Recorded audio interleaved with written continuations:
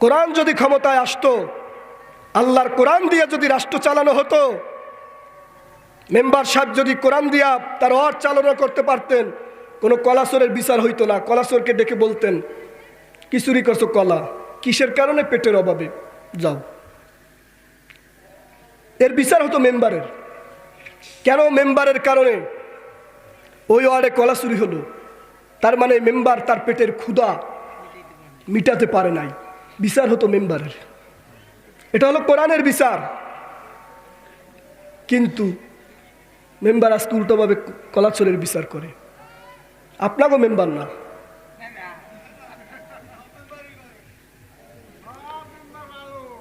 কিন্তু সুদের বিচার করেন না কেন?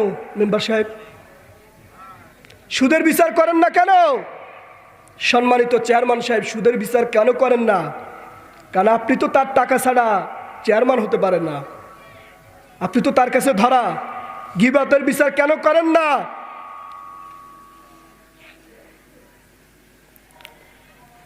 আল্লাহ বলছেন, ইউরাফুল মুজরিমুন, এরা হচ্ছে অপরাধী, এদের চেহারা বিসীমাহুম, এদের চেহারা আল্লাহ প্রকাশ করে দিবেন কিয়ামতের দিন। আর এই অপরাধীদের মাথার চুল ধরে আর পাও ধরে তাদেরকে টেনে নেওয়া হবে জাহান্নামে। মাথার চুল ধরে, মাথার চুল ধরে আর পা ধরে। দেখবেন যারা অপরাধী তাদেরকে প্রথমে কি ধরা হয়? চুল ধরে না? চেয়ারম্যান যখন খুব রাগ হয়ে যায়, কথাই শোনে না আসামি, ধরিয়ে চুল ধরে ধাক্কা দেয় না? দুইটা কথা বলেন, দেয়? আপনাদের চেয়ারম্যান না দিতে পারে? প্রায় জায়গায় আপনিও তো দেন। আপনার স্ত্রীর সাথে যদি গ্যাঞ্জাম বাজে, ধরেন কি আগে?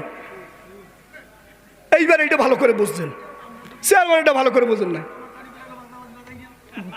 ওরে আচ্ছা আচ্ছা, আম্মে বাজান না, যারা বাজায় সবাই কি আর বেহেশতে যাবে? তো চাচা, জাহান্নামে। এখানে বলা হয়েছে জাহান্নামীদের কথা, যে অপরাধী, যারা সুদখোর, যারা গীবত করে, যারা জাহান্নামী, তাদেরকে আল্লাহ বিচার করবেন চুল ধরে। চুল ধরে। আম্মে করেন না, আম্মের বুকে সৎসাহস আছে, আম্মে দাঁড়ায় গেলেন।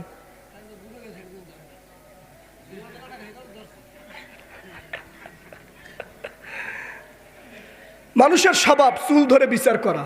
মানুষের কি স্বভাব? আল্লাহ কিয়ামতের দিন ফেরেশতারা চুল ধরবে মানুষের।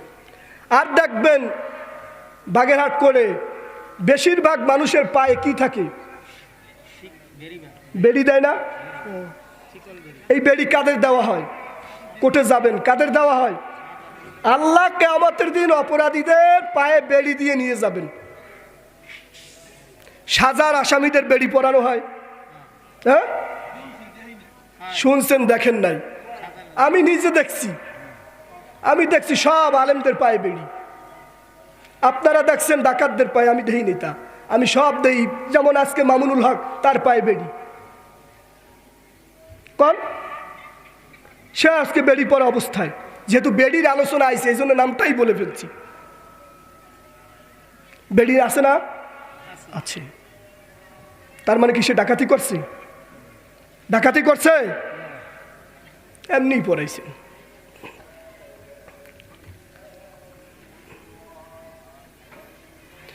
এরপর আল্লাহ রাব্বুল আলামিন বলছেন, ফাবিআইয়ি আলাই রাব্বিকুমা তুকাযযিবান, তোমরা আল্লাহর কোন কোন নিয়ামতকে অস্বীকার করবে? গরম দেন, হাদিহি, গরম লাগবে। হাদিহি জাহান্নামুল্লাতী ইউকাযযিবু বিহাল মুজরিমুন, এই অপরাধীদেরকে আল্লাহ তাআলা কিয়ামতের দিন ধরে জাহান্নামে নিয়ে যাবে আর বলবে, তোমরা যে অপরাধ করছো, এই অপরাধের জন্য এই জাহান্নাম আজকে তোমাদের স্বচক্ষে দেখো। তোমরা কাজ করছো কিসের? জাহান্নামের। কিসের কাজ করছো? জাহান্নামের। সুতরাং জাহান্নাম দেখো। এই বাড়ি খান তোমরা কত সুন্দর করে করেছো। জাহান্নাম একটা বাড়ি না? বলেন, জাহান্নাম একটা বাড়ি না? বাড়ি। এই বাড়ি খান সুন্দর করে কিন্তু আপনি করতেছেন। আপনি জানেন না আপনার টাকায় আল্লাহ তাআলা একটা বাড়ি করতেছেন। সেই বাড়ির নাম কি? কথা বলে না। সে বাড়ির নাম কি? জাহান্নাম। টাকা পাঠাচ্ছেন কে? আপনি আপনার সুদের টাকা দিয়ে আল্লাহ বাড়ি করতেছেন, আপনার গীবতের টাকা দিয়ে আল্লাহ বাড়ি করতেছেন। আল্লাহর টাকা ঠেকা পড়ে নাই যে আল্লাহর টাকা দিয়ে আপনার বাড়ি করে দিবে। আপনার মতো অপরাধীর বাড়ি আল্লাহ করে দিবে, আল্লাহর বড় ঠেকা পড়ে নাই। আপনার টাকা দিয়ে আপনি বাড়ি করতেছেন। আপনি সুইস ব্যাংকে টাকা পাঠান না, কানাডায় টাকা পাঠান না। ওরে আল্লাহ, চাচা আপনার কথা বলি না, টাকা পাঠান না। ওই সুইস ব্যাংকে আপনার ছেলে টাকা দিয়ে কি করে? আমেরিকা এসে বাড়ি করে থাকার জন্যে। এখন আপনিও কিন্তু, আমরা মরার পরে দুইটা বাড়ি হবে, একটা জান্নাত আর একটা কি? এখন জান্নাতে আল্লাহ 8টা দরজা থাকবে, থাকবে না? জান্নাতে ছোট ছোট ঘর থাকবে না? এই রকম বাড়ি কি জাহান্নামে থাকবে না? জাহান্নামের স্তর থাকবে না? মুনাফিকদের স্তর একটা, সুদখোরদের স্তর একটা, গীবতকারীদের স্তর একটা, বেনামাজিদের জন্য একটা, এরকম থাকবে না? থাকবে।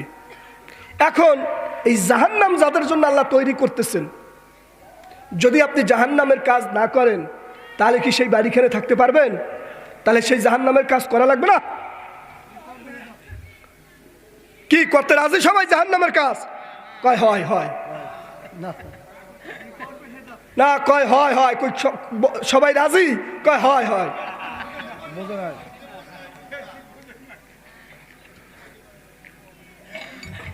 জান্নাতে বাড়ি তৈরি করার জন্য কারা কারা রাজি? এবার সবাই রাজি, বলি আল্লাহু আকবার। আমরা কেউ জাহান্নামে বাড়ি বানাবো, সুদ খাবো, সুদ দেব, সুদখোরদের মসজিদের সভাপতি পারবেন? পিড়েই চামড়া উড়িয়ে দেবেন, এলাকা সারা করে দেবেন। এখানে তো বললে গেলেন, কিন্তু মসজিদে বললে দাঁড়াই বললেন তো, পারলে বললেন তো সভাপতি হবে না। আপনার বিরুদ্ধে দেখবেন সব, আপনি একলা, আপনি একলা, আর আপনার বিরুদ্ধে সব। তুই এত বড় ছোট মানুষ, তোর মুখে বড় কথা, আমরা চিনি না?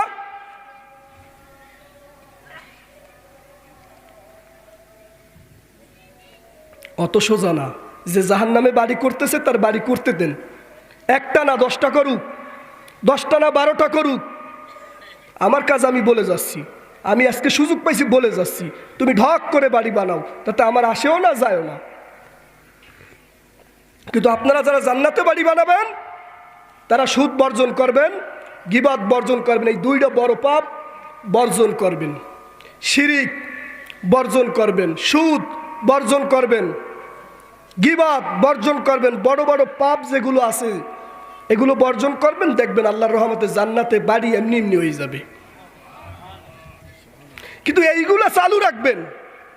আবার আল্লাহু আকবার, আবার হজের সময় হজেও যাবেন, সে বাড়ি পাওয়া লাগবে না, সে বাড়ি পাবেন।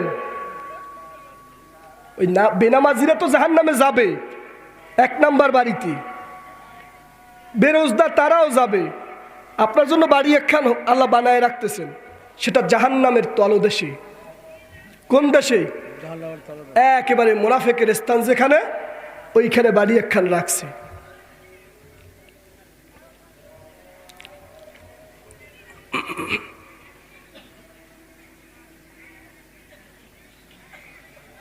ইয়াতুফুনা বাইনাহা ওয়া বাইনা হামিমিন আন ফাবিআইয়ি আলাই রাব্বিকুমা তুকাদ্দিবান। সম্মানিত উপস্থিতি, এই হলো আজকের যে তাফসীর, যে আপনাদের যে আলোচ্যসূচি সূরা আর রহমান 2য় রুকুর সরল অনুবাদ। যে সর্বশেষ আয়াতের অর্থ হলো যে আল্লাহ জাহান্নামীদেরকে অর্থাৎ এই অপরাধীদেরকে, অপরাধী বলেছে আল্লাহ তাআলা, এই অপরাধীদের বাড়িখান যখন দেওয়া হবে, সেই বাড়ির মধ্যে তারা অস্থির হয়ে যাবে। কি হয়ে যাবে? এই বাড়িতে তারা থাকতে চাইবে না, কেউ অস্থির হয়ে যাবে। শরীরের মধ্যে জ্বালা ধরে যাবে, কারণ ওই বাড়ির মধ্যে থাকবে ফুটন্ত গরম পানি। কি থাকবে? ওই বাড়ির মধ্যে থাকবে কি? ফুটন্ত গরম পানি থাকবে। এই ফুটন্ত গরম পানির মাঝখানে তারা দৌড়াদৌড়ি করতে থাকবে, ছোটাছুটি করতে থাকবে।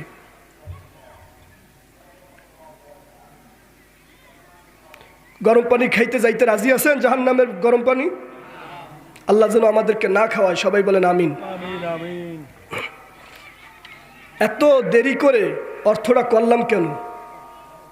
এখন যদি আলোচনা টানি বসতে সুবিধা হবে, তা না হলে গড়গড় গড়গড় করে বলে যেতে পারতাম।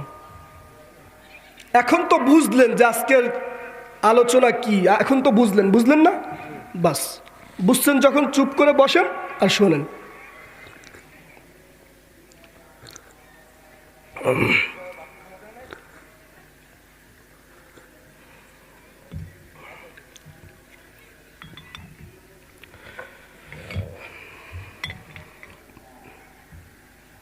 প্রথম কোন আয়াতের আলোচনা হবে?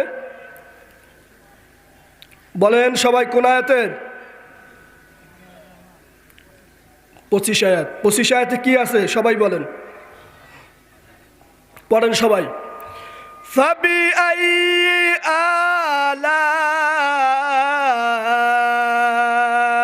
রাব্বিকুমা তুকাযযিবান। সবাই পড়েন।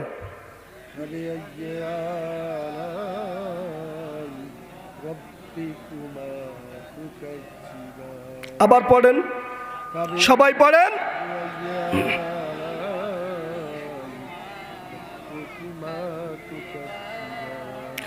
ফাবিআইয়ি আলাই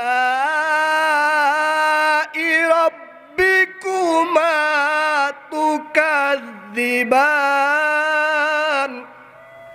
পড়ছেন সবাই? আলহামদুলিল্লাহ বলি আলহামদুলিল্লাহ। আজকে আলহামদুলিল্লাহরই আলোচনা এই আয়াতে।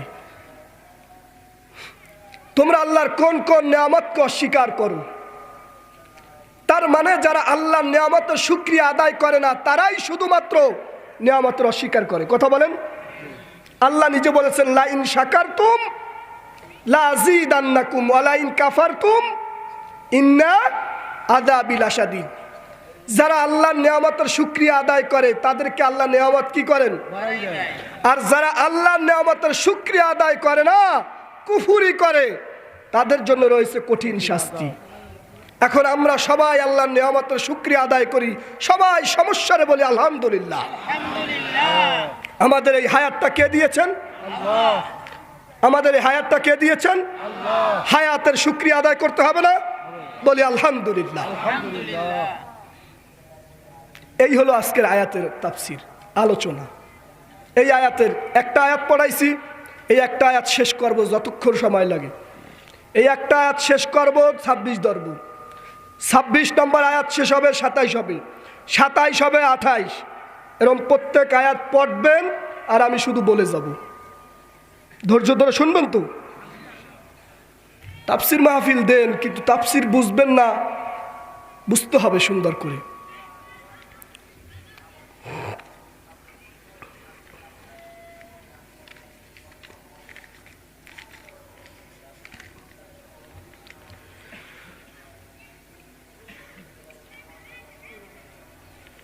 ফাবিআইয়ি আলাই রাব্বিকুমা তুকাযযিবান। তোমরা আল্লাহর কোন কোন নিয়ামতকে অস্বীকার করো? আল্লাহ তাআলা সূরা আর রহমান, এই সূরার নাম কি? সবাই বলেন এই সূরার নাম কি? গতকাল সূরা আর রহমানের ব্যাপারে শুনেছেন না? হুজুর বলছেন অবশ্যই। এই সূরায় আয়াত আছে কয়টি? মাশাআল্লাহ, যে পেরেছেন ধন্যবাদ। এই সূরায় আয়াত কয়টি? 78। গতকাল হুজুর বলে নাই? বলেছি, কারণ বলারই কথা। এই সূরায় আয়াত রয়েছে 78টি। এই সূরা কত নাম্বার পারা? 27 নম্বর পারা। এই সূরা কত নাম্বার? 27। এই সূরায় কতটি শব্দ রয়েছে? মাশাআল্লাহ মাশাআল্লাহ মাশাআল্লাহ, 352। কতটি শব্দ? এই সূরায় অক্ষর রয়েছে কয়টা? 1000, বলেন 1585টি। 1585টি। তাহলে আমরা জানলাম এই সূরাটি মক্কায় নাজিল হয়েছে না মদিনায়? কোথায়? মদিনায়।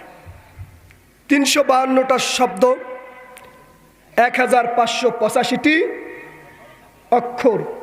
কিছু না পারেন এতটুকু তো মুখস্থ করতে পারেন। 1585টি অক্ষর। সূরা আর রহমান নাজিল হয়েছে মদিনায়।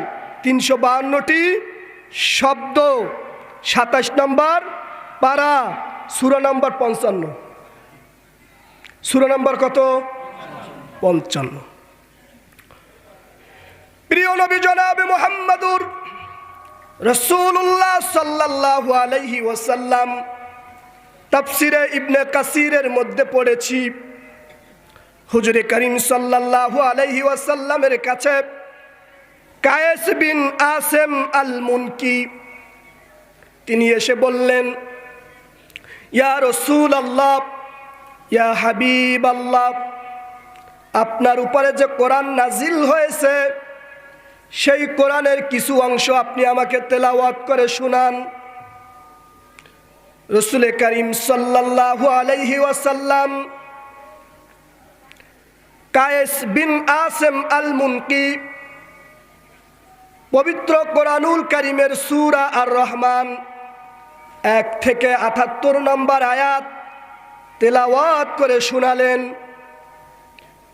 এবার এই কায়েস বিন আসেম তিনি বললেন, ইয়া রাসূলুল্লাহ, আপনি আবার আমাকে তেলাওয়াত করে শোনান। আল্লাহ রসুলের ধৈর্য, রাসূলুল্লাহ আবার সুন্দর করে তেলাওয়াত করে শোনালেন। এবার আবার বলতেছেন, ইয়া রাসূলুল্লাহ, আবার রিপিট করে শোনান। আল্লাহ রসুল ধৈর্য হারা হননি। লোকটি কিন্তু মুসলমান না, একজন অমুসলিম। হুজুরকে বলছেন কোরআন তেলাওয়াত করে শোনান। হুজুর আবার 1 থেকে 78 নম্বর আয়াত পর্যন্ত তেলাওয়াত করে শোনালেন। গতকাল কি এটা বলা হয়েছে? বাস, তাহলে বলা যায়। এবার আবার তেলাওয়াত করে শোনালেন। তেলাওয়াত করে শোনানোর পরে এই লোকটি যে জবাবটি দিয়েছে, ইন্না লাহু তালাওয়া ওয়া ইন্না আলাইহি লা হালাওয়া ওয়া ইন্না হাযা লাইসা মিন কালামিল বাশার। ইয়া রাসূলুল্লাহ, আপনি রাগ করবেন না, আমি আপনাকে কষ্ট দেবার জন্যে 3 বার তেলাওয়াত করতে বলি নাই। আপনি যা তেলাওয়াত করেছেন এই তেলাওয়াতের মধ্যে, আমি তো আরব দেশের মানুষ, আরবি ভাষা জানি, কিন্তু এই তেলাওয়াতের মধ্যে আমার এত ভালো লেগেছে, কি সুন্দর এই সূরাটার মধ্যে একটি বাক্যের সাথে আরেকটি বাক্যের মিল, একটি শব্দের সাথে আরেকটি শব্দের কি সুন্দর করে একটা ছন্দের মতো সাজানো। লাইসা হাদা মিন কালামিল বাশার। ইয়া রাসূলুল্লাহ, আমার মন বলতেছে এটা কোনো মানুষের বানানো কথা হতে পারে না, এটা ওই বিশ্ব জগতের প্রতিপালক আল্লাহর কথা। ইয়া রাসূলুল্লাহ, আপনার হাত মুবারক আমার কাছে দিন, আমি আপনার হাতে হাত রেখে কালিমা পড়ে মুসলমান হয়ে যাই।